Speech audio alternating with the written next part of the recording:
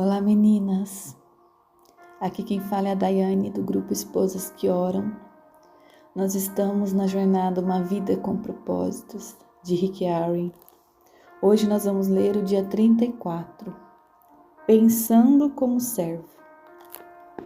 Meu servo Caleb pensa diferente e me segue de maneira plena. Números 14, 24. Tentem pensar como Cristo Jesus pensava. Filipenses 2:5. Servir começa na mente. Ser servo requer uma mudança na maneira de pensar, uma mudança de atitude. Deus está sempre mais interessado no porquê daquilo que você faz do que naquilo que você faz. Atitudes contam mais que realizações. O rei Amazias perdeu o favor de Deus porque fez o que era justo aos olhos do Senhor, mas não de todo o coração. 2 Crônicas 25:2. O servo verdadeiro serve a Deus com uma mentalidade que consiste em 5 atitudes. Primeira, o servo pensa mais nos outros do que em si mesmo. O servo concentra-se nas outras pessoas, não em si mesmo. Esta é a verdadeira humildade. Não pensar menos de si, mas pensar menos em si. O servo é abnegado. Paulo aconselha: esqueçam-se de vocês o suficiente para estender a mão e ajudar. Filipenses 2:4. É isso que significa perder a vida. Esquecer-se de si mesmo para servir os outros. Quando deixamos de nos concentrar em nossas necessidades, somos conscientizados das necessidades ao nosso redor. Jesus esvaziou-se de si mesmo, tomando a forma de servo. Filipenses 2:7. Quando foi a última vez que você se esvaziou de você mesmo em benefício de alguém? Você não pode ser servo se estiver cheio de você mesmo. Somente quando nos esquecemos de nós é que fazemos coisas que merecem ser lembradas. Infelizmente, grande parte do serviço que prestamos é por causa própria. Servimos para que os outros gostem de nós, para sermos admirados ou para alcançarmos nossos objetivos. Isso é manipulação, não ministério. Ficamos o tempo todo pensando, de fato, em nós mesmos e em como somos maravilhosos e nobres. Alguns cristãos tentam usar o serviço como instrumento de barganha com Deus. Vou fazer isso por você, Deus, se você fizer aquilo por mim. O verdadeiro servo não tenta usar Deus para realizar seus propósitos, mas deixa que Deus o use para os propósitos dele. Ser abnegado, assim como ser fiel, é uma qualidade extremamente rara. De todas as pessoas que Paulo conheceu, Timóteo foi o único exemplo que ele pôde contar. Filipenses 2:20. Pensar como servo é difícil, pois entra em choque com o principal problema de nossa vida. Somos egoístas por natureza. Pensamos demais em nós mesmos. Por esse motivo, a humildade é uma luta diária, uma lição que temos de reaprender repetidamente. A oportunidade para servir aparecem à nossa frente dezenas de vezes todos os dias, dando-nos a chance de decidir entre satisfazer nossas necessidades e atender às necessidades dos outros. A abnegação é a essência do serviço. Podemos avaliar nosso coração de servo pela maneira que reagimos quando somos tratados como servos por outras pessoas. Como você reage quando alguém não o leva em consideração, ou lhe dá ordens o tempo todo, ou te trata de modo inferior? A Bíblia diz: se alguém se aproveitar de você para levar vantagem injustamente, Aproveite a ocasião para praticar a vida de servo. Mateus 5,41. A segunda atitude é: o servo pensa como administrador, não como proprietário. O servo está consciente de que todas as coisas pertencem a Deus. Na Bíblia, o administrador era o servo encarregado de gerenciar uma propriedade. José foi esse tipo de servo quando, prisioneiro no Egito, Potifar entregou-lhe a mordomia da casa. Depois, o carcereiro lhe confiou a prisão. Por fim, o faraó pôs a seus cuidados toda a nação. O serviço e a administração caminham juntos. 1 Coríntios 4:1. Pois Deus, Ele espera que sejamos dignos de confiança nas duas coisas. A Bíblia diz: o que se exige de quem tem essa responsabilidade é que seja fiel ao Senhor. 1 Coríntios 4:2. Como você está lidando com os recursos que Deus lhe confiou? Para tornar-se um verdadeiro servo, você terá de resolver a questão do dinheiro em sua vida. Jesus disse: nenhum servo pode servir a dois senhores.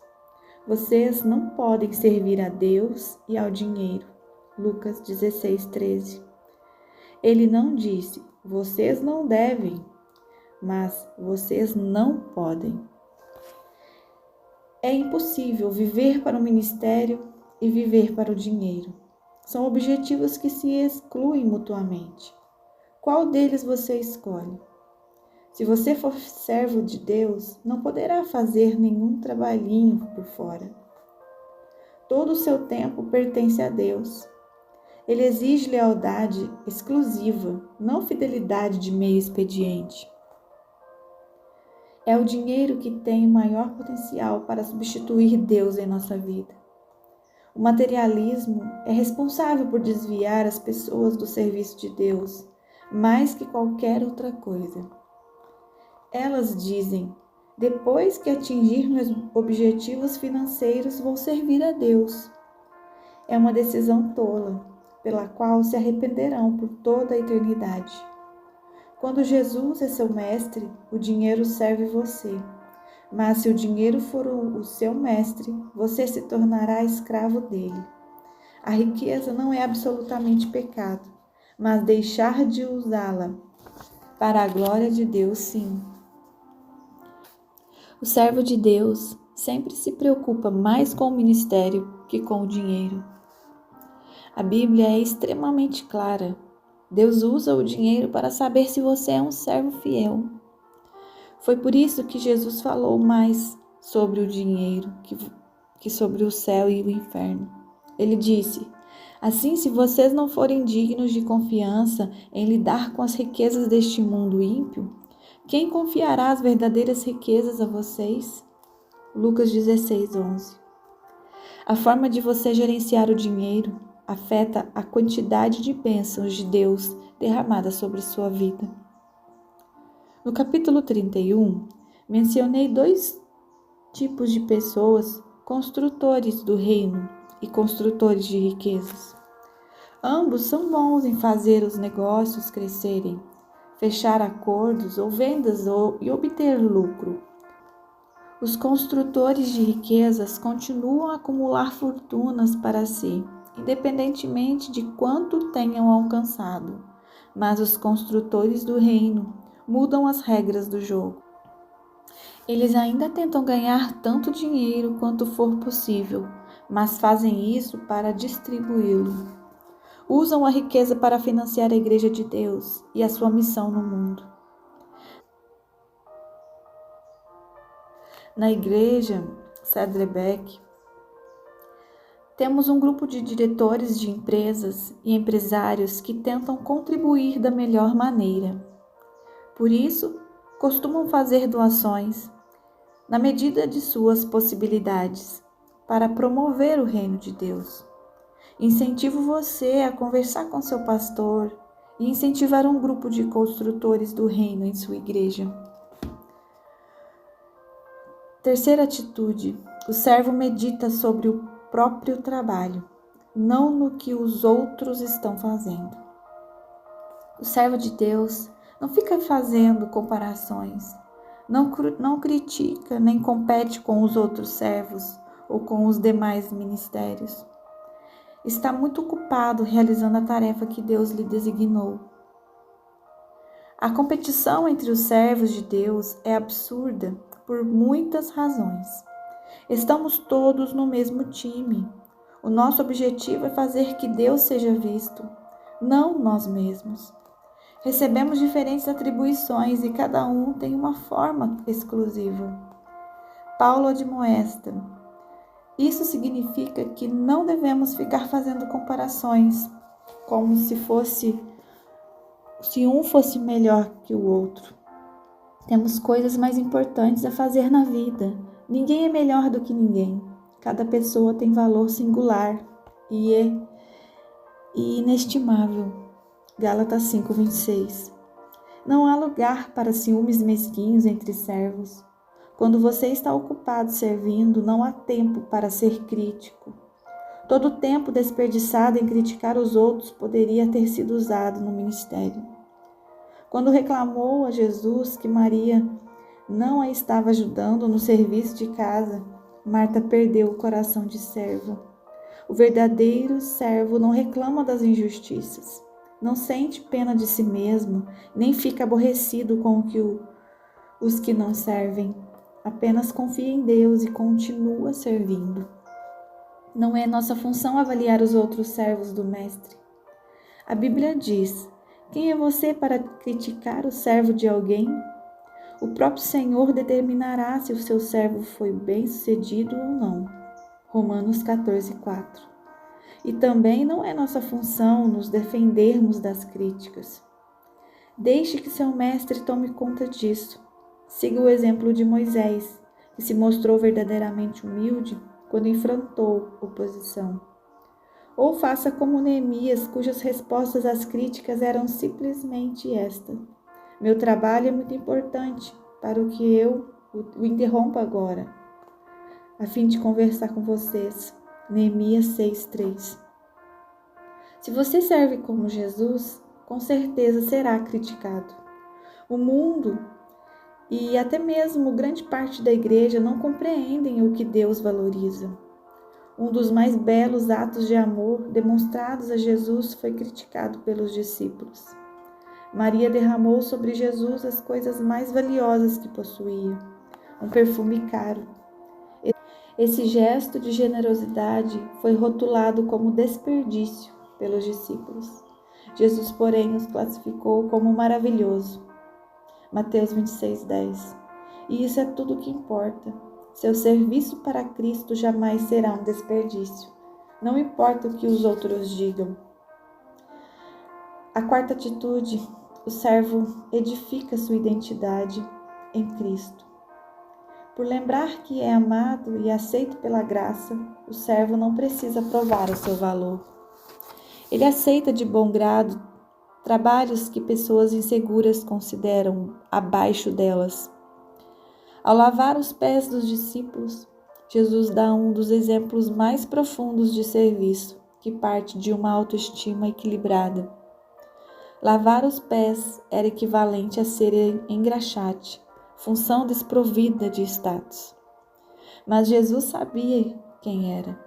Por isso a tarefa não ameaçou sua autoestima.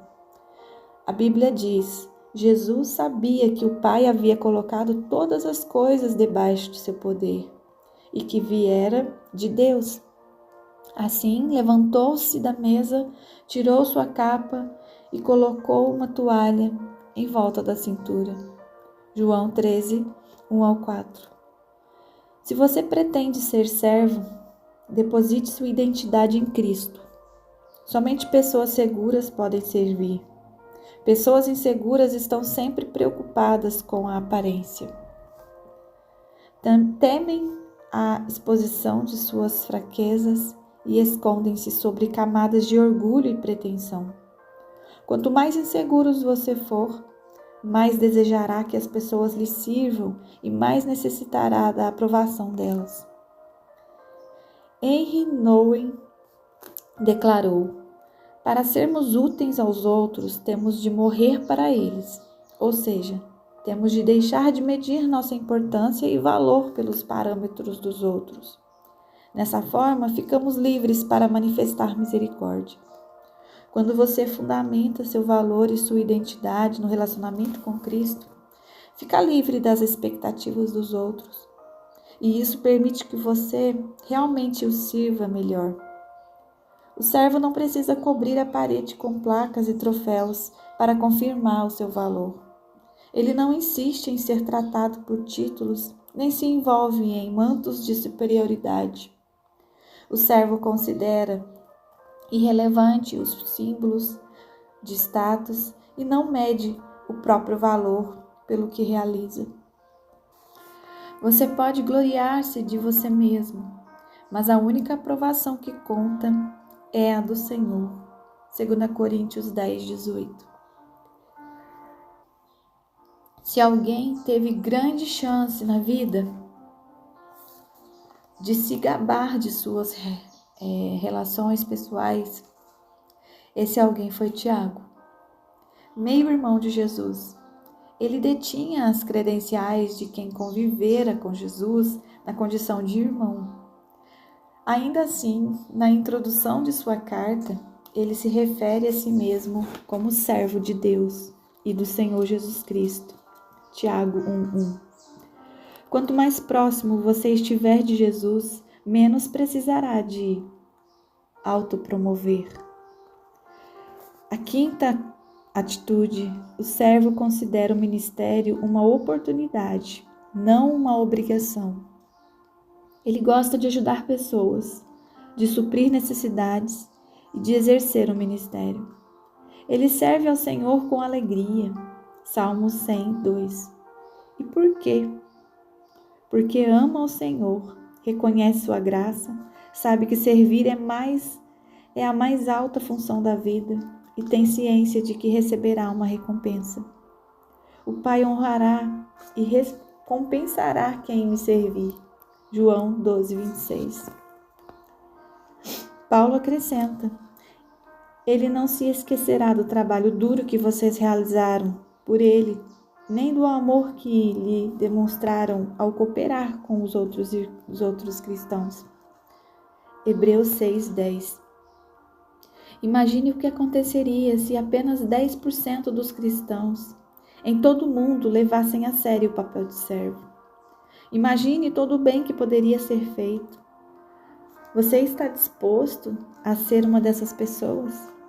Não importa a sua idade, Deus vai usá-lo logo que você começar a agir e pensar como servo.